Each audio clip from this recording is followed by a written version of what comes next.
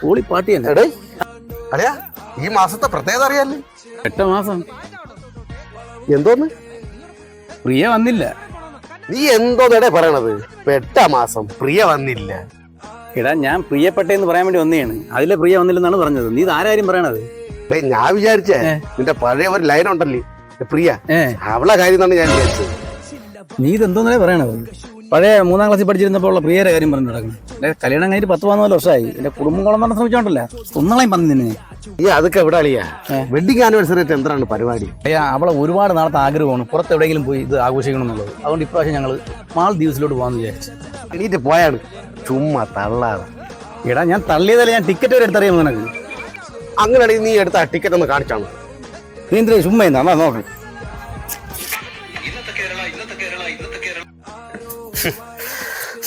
എല്ലാരും ഉണ്ടാക്കി വെച്ചേ.